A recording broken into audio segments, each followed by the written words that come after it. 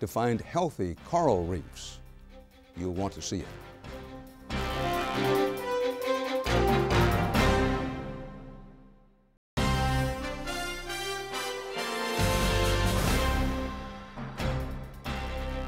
We reported before on this program about the condition of coral reefs in our oceans.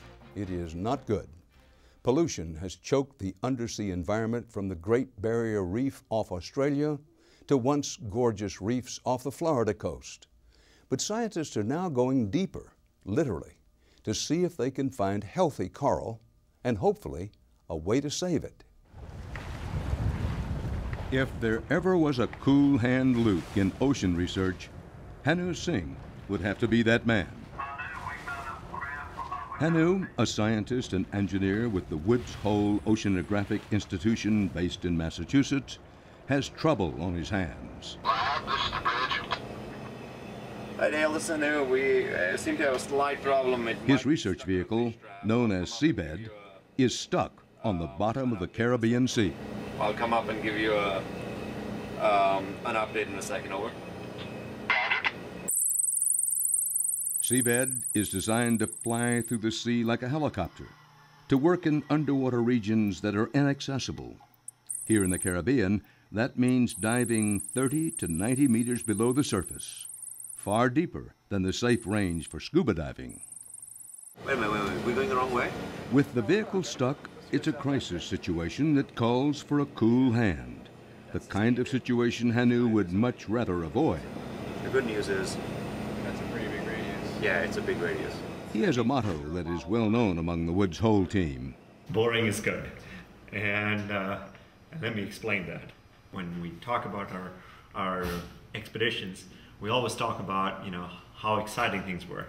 But the reality is, from an engineering standpoint, we'd like everything to be boring. We'd like everything to just work. But unfortunately, it never quite works out. What we'll do is we'll just wait it out for a little bit. Wait out for an hour, let the mission time out. From an engineering standpoint, this should have been a boring expedition. Hanu and his team have brought Seabed to the waters near Puerto Rico and the Virgin Islands. Their mission aboard the research vessel Cape Hatteras is to learn if the deep coral is alive or dead, and what that means for the health of the Earth's seas. We're going to cut the end of this guy. It's precisely the type of mission for which Seabed was designed. If we look at the way we explore the world's oceans, there are three different kinds of vehicles that we typically use. There are manned submersibles. The most famous one, of course, is Alvin, which is also operated by Woods Hole. Manned submersibles usually have, some kind of enclosure where a few people can sit inside it. A second class of vehicles are what are known as towed or remotely operated vehicles, and those have, in most cases, a tether going back to the ship. Now, the third kind, and in some ways, another interesting kind, are the autonomous underwater vehicles. There's no tether, there's no human being, everything is pre-programmed. So AUVs, autonomous underwater vehicles, like Seabed, give scientists a way to dive deep on the cheap, without the limitations of a tether or the expense of a manned vehicle. So Seabed was built by my students and myself as part of an experiment to understand aspects of imaging underwater. What we wanted is a platform that was smaller and also one that we could use to concentrate on coastal sites, that it would be able to go to about 2,000 meters. And also it would have really, really fancy cameras and imaging systems and navigation systems.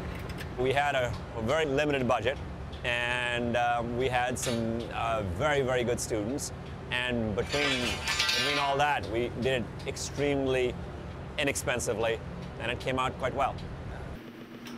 Lead engineer John Bailey was key to keeping costs down.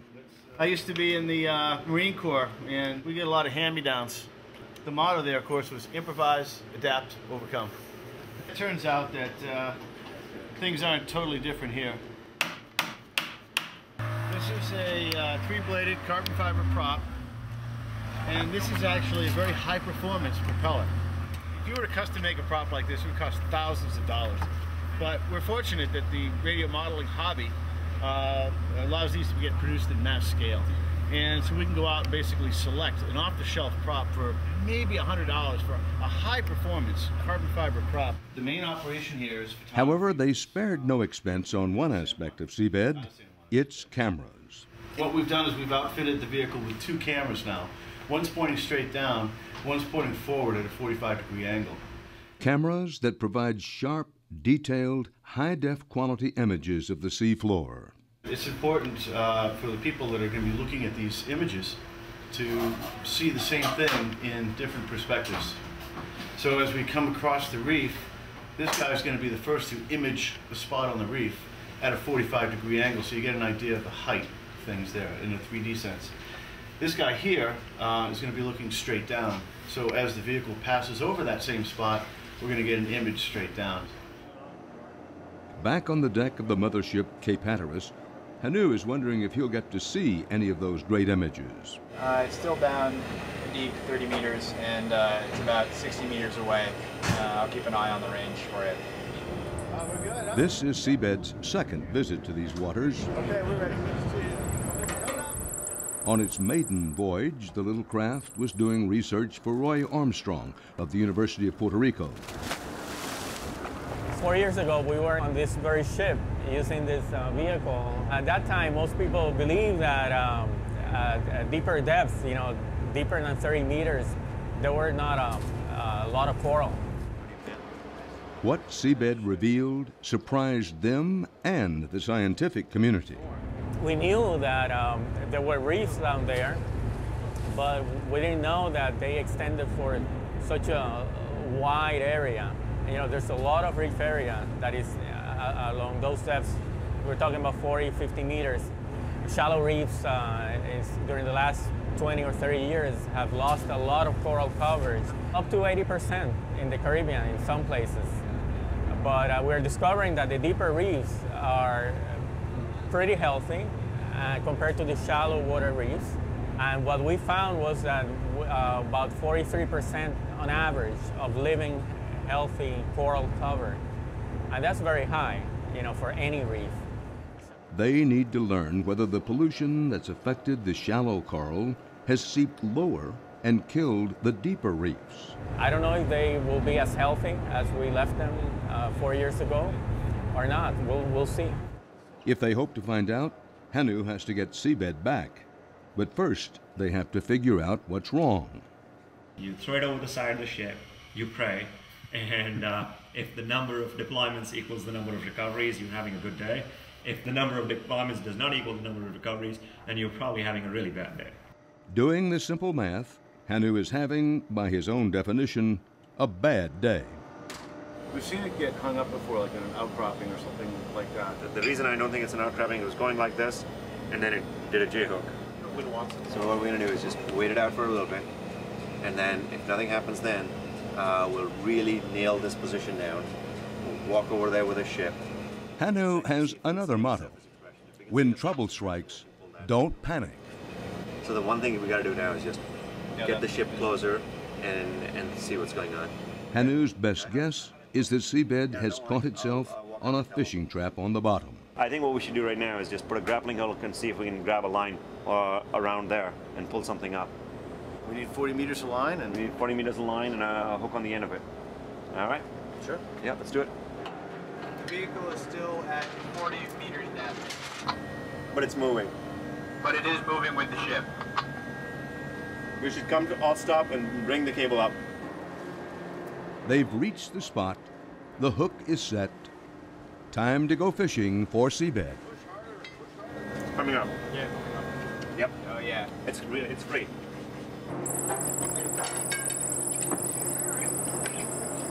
Seabed's own photographs confirm it. It was tangled in a fish trap. That was easy. With Seabed back, a second team of scientists go to work. All I need is a protractor. It's not exactly something I bring to sea usually. They are researchers from the Pacific Northwest who will soon get their own AUV from Hanu. The idea would be to put strobes on the backside, obviously for the left and right, and maybe a strobe up top and forward. The Woods Hole crew is giving them a hands-on tutorial. As soon as Seabed, the original vehicle, started getting successful, I realized that I had only so many days in a year. I could only afford to go to sea so often. So now we're at the stage where we're building these vehicles so that other people can use them. And the idea was, instead of trying to conquer the world yourself, let's split the world up into all these other people who want to conquer different parts of ocean-related science. Hanu has begun populating the oceans worldwide with seabed offspring. A recent mission to the Arctic was groundbreaking. When time came to try and start planning for the trip under ice in the Arctic, we wanted to go to 5,000 meters. So we had to build new vehicles which could go much deeper. No one had ever seen the Arctic's ocean floor before. There had never been a vehicle that could dive there and return, until now. If you look at AUVs themselves, now we have shown that they're probably one of the most useful assets to have in the Arctic, because once you deploy them, they're independent of ice cover and you can recover them from an icebreaker. But today, the focus is on the warm seas of the Caribbean. Have the threats of pollution, storms, and rising sea temperatures killed off the deep-water coral? The worst figure is that the bleaching of 2005 affected them as much as the shallow water counterparts. So they could be a heavy mortality. And my hope is that that's not the case, that since they're deeper, they were more protected and that they're still healthy and we'll still find exactly the same coral cover that we left them with.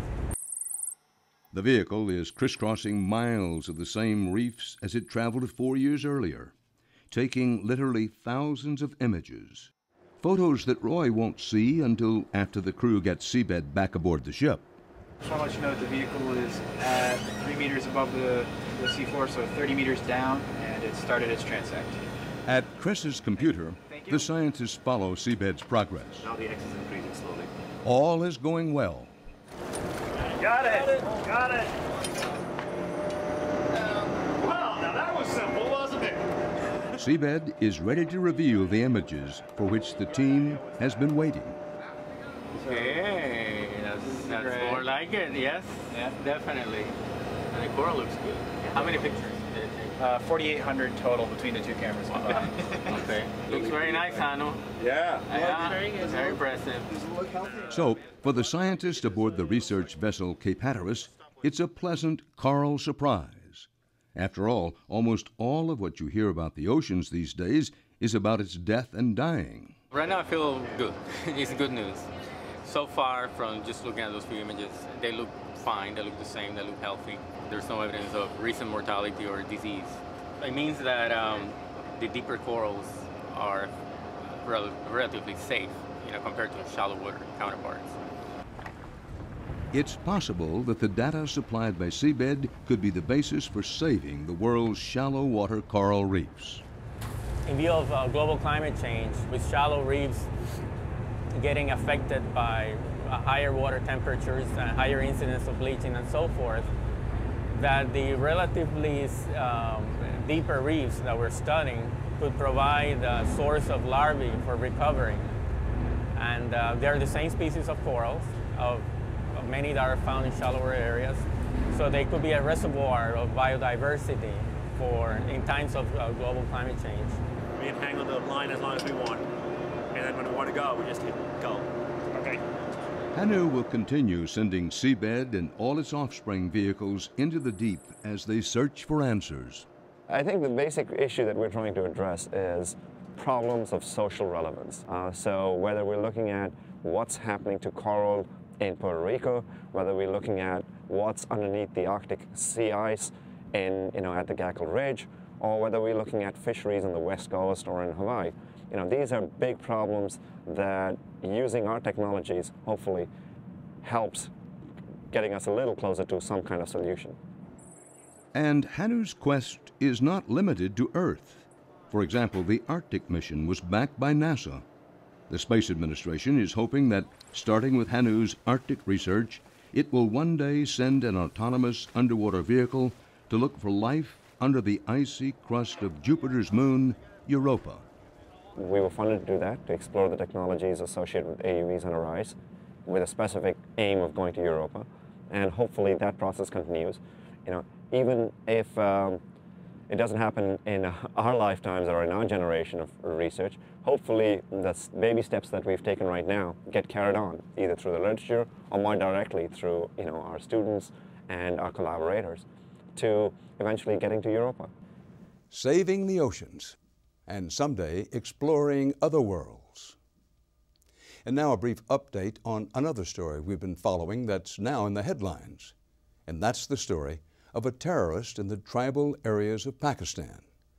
This program is the only U.S. outlet to meet with Abdul Malik Rigi in the wilds of Baluchistan. Rigi and his clan deny they are terrorists. They do acknowledge that they have long been on the warpath against Iran, staging cross-border raids along Pakistan's frontier. When we caught up with this guerrilla commander last fall, he was in the remote Baluch desert. He's only 25 years old, but he is now the most wanted man in Iran for his repeated attacks on Iran's military. And now he's suspected of being responsible for a suicide bombing last week that killed 6 top officials of Iran's Revolutionary Guard, including a commanding general. The Iranian government is blaming the attack on Rigi and his associates, who Iran says are trained by the United States and Britain. The head of the Revolutionary Guard has vowed to take revenge. Rigi showed us a video last year of a raid he says he staged against the Iranians. This latest incident, the one now making headlines, comes at a time when the Iranians are about to sit down for nuclear talks in Vienna with the United States and its Western allies. And that's our program for tonight. From New York, for HDNet, Dan Rather reporting. Good night.